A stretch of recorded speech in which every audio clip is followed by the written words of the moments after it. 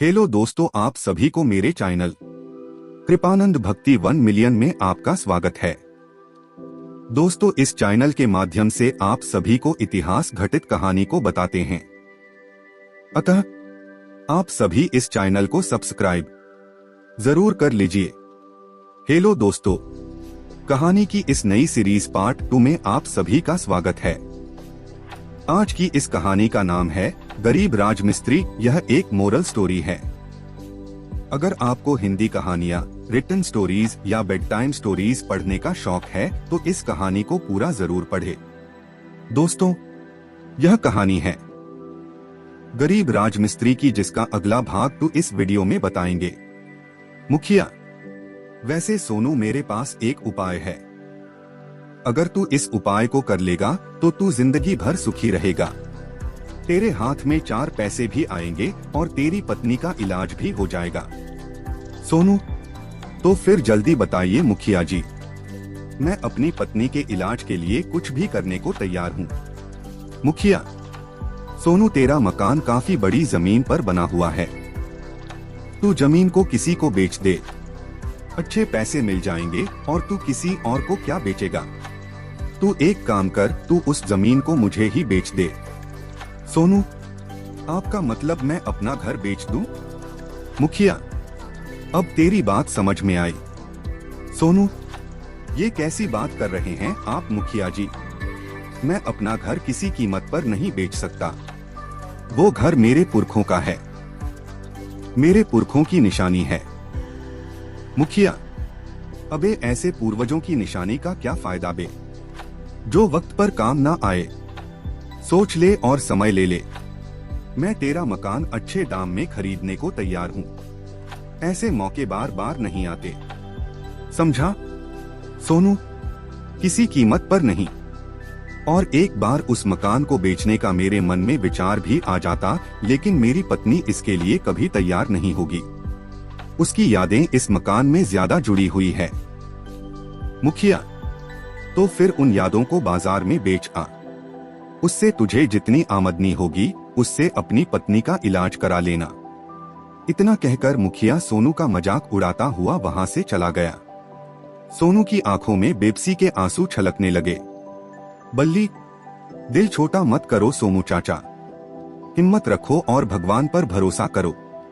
सोनू, उसी भरोसे पर तो आज तक जिंदा हूँ बल्ली, लेकिन अब मैं बूढ़ा हो चुका हूँ। मुझसे लोगों के ताने नहीं सुने जाते। मैं लोगों को कैसे यकीन दिलाऊं कि इस बुढ़ापे में भी मेरे शरीर में इतनी ताकत है कि मैं आज भी वो मकान बनाकर तैयार कर सकता हूं जिसे बनाने में आज के नौजवानों के पसीने छूट जाएं।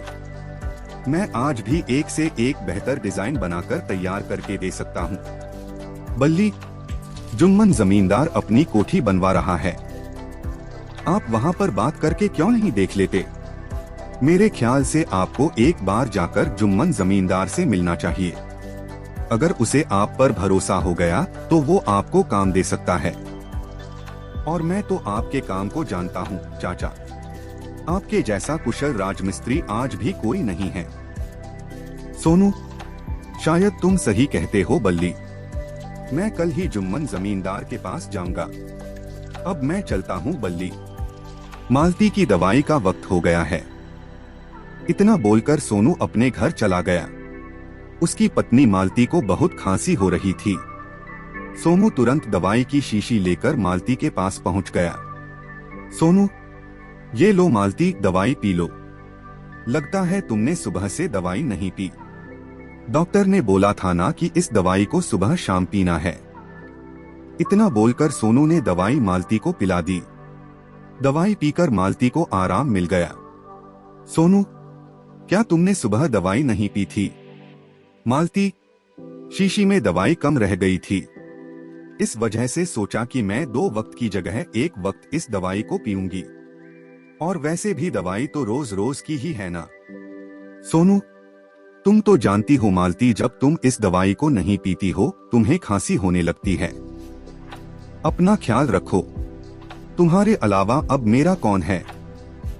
मालती, आप जब लोगों से मेरी दवाई के लिए कर्जा मांग कर आते हो तो मुझे बिल्कुल भी अच्छा नहीं लगता। मैं जानती हूँ कि आपके ऊपर वैसे भी बहुत लोगों का कर्जा है। तुम्हें उसकी चिंता करने की जरूरत नहीं है। मैं उन सारे कर्जों को एक ही झटके में चुका दूंगा। बस मुझे काम मिलने की देर है। आज सुबह भी 2-3 कर्जदार तुम्हें पूछते हुए आए थे। सोनू, चिंता मत करो मालती, सब ठीक हो जाएगा। गांव का मुखिया भी तुम्हारी गैरहाजिरी में आया था। बोल रहा था इस मकान को बेच दो। मालती की बात सुनकर सोनू की आंखों में आंसू बहने लगे। सच बताओ मालती, तो कभी कभी अब मेरे दिल में भी यही ख्याल आता है। मालती, ऐसा भूलकर भी मत करना। अच्छी तरह से जानते हो कि इस मकान से मेरी कितनी यादें जुड़ी हुई हैं। सोनू, तुम्हारी ही बात मेरे दिमाग में आ जाती है। मालती, चिंता मत कीजिए। आप अपने जमाने के बहुत कुशल राजमिस्त्री रहे हैं। बस आपको काम मिलने की देरी है। वैसे आज आपको कहीं काम मिला? सोनू, नहीं मालती, आज भी कहीं मुझे कोई काम नहीं मिला, लेकिन बल्ली बता रहा था कि जुम्मन जमींदार अपनी कोठी बनवा रहा है। मालती, तो फिर आप जाकर जुम्मन जमींदार से बात क्यों नहीं कर लेते? सोनू, कल सुबह मैं जुम्मन जमींदार के यहाँ जाऊंगा। अगली सुबह सोनू तैयार होकर जुम्मन जमींदार के घर के दरवाजे के पास पहुंचा। जुम्मन के यहाँ उस वक्त 2-3 शहरी लोग आए हुए थे।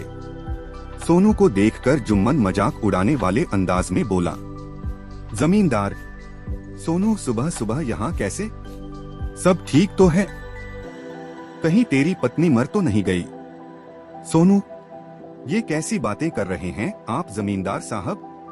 जमींदार, मुझे लगा तेरी पत्नी मर गई है और तुझे अर्थी के इंतजाम के लिए कुछ पैसों की जरूरत है, इसलिए तू मेरे पास आया है। लेकिन लगता है कि तेरी पत्नी अभी भी जिंदा है और तू उसकी दवाई के लिए मुझसे पैसे लेने आया है। गांव के लगभग हर व्यक्ति से तूने उधार पैसे ले।